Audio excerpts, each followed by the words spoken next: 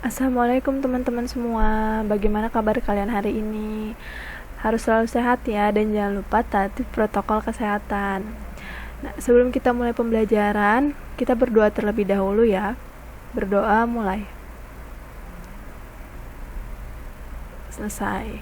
Nah, saya harap kalian menyimak video ini dalam keadaan posisi duduk yang tegak agar apa yang saya jelaskan, apa yang saya sampaikan bisa kalian serap dengan baik ya.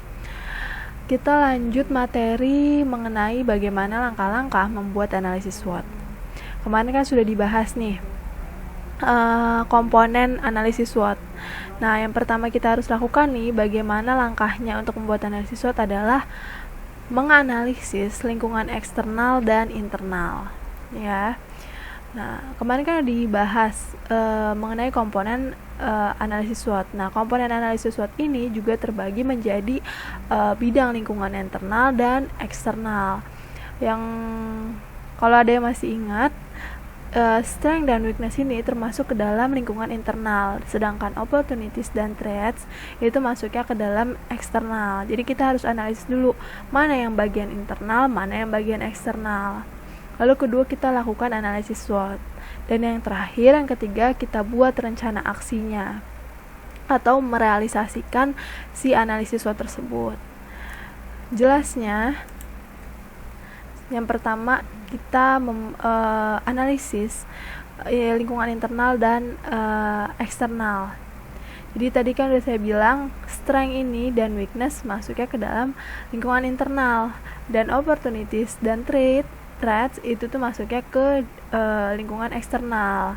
Nah, bisa dilihat juga di sini kalau strength dan opportunities itu bisa membantu organisasi untuk mencapai tujuannya, sedangkan weakness dan threats itu dapat menghambat jalannya tercapainya tujuan suatu organisasi.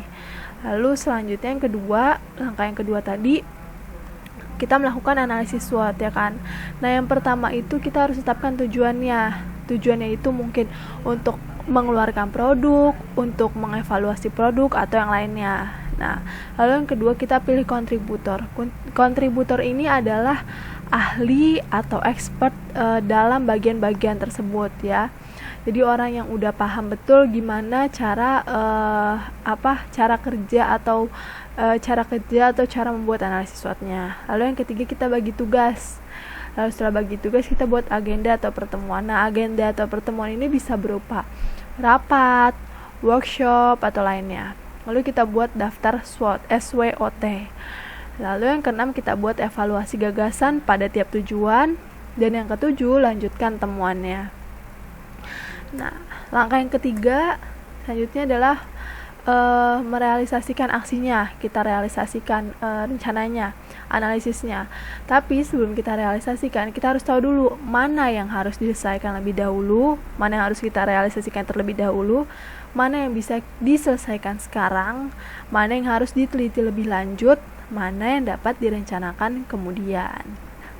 Nah, sekian bagaimana langkah-langkah dalam membuat atau menganalisis SWOT. Jika ada pertanyaan, silakan tanyakan di forum Google Classroom.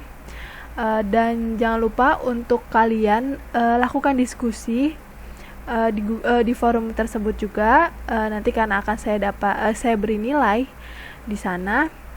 Dan jangan lupa absen. Terima kasih. Wassalamualaikum warahmatullahi wabarakatuh.